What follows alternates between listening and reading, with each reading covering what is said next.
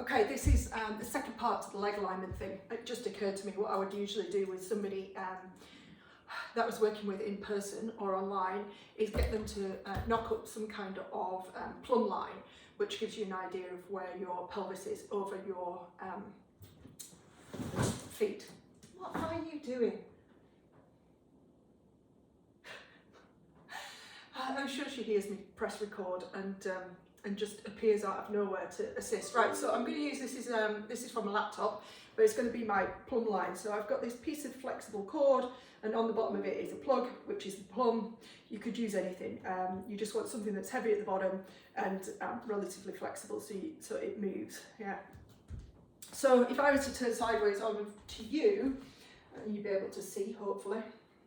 But if I find the centre of my hip, which is just, you'll find this bony point on the outside of your thigh bone, and I dangle this plug down by my ankle bone, you should be able to see when my leg is vertical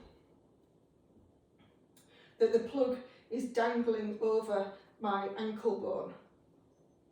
When I shift my pelvis forward and my legs are no longer vertical, you can see how the plug has moved forward and it's now dangling over the middle of my foot.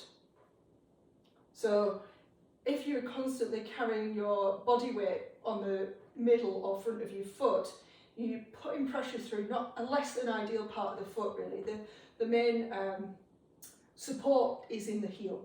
So you've got this big bone in your heel bone that's there to take all the weight. So you want that feeling of or sensation of weight back in the heels, as opposed to shifted forward into the middle or forefoot. Yeah. Anyway, so I hope that kind of helps. You just need a bit of string or a bit of twine or something, tie something, relatively heavy around the bottom of it so it acts like a plumb line, and give that a bash and see if it helps you see where your pelvis is over your feet.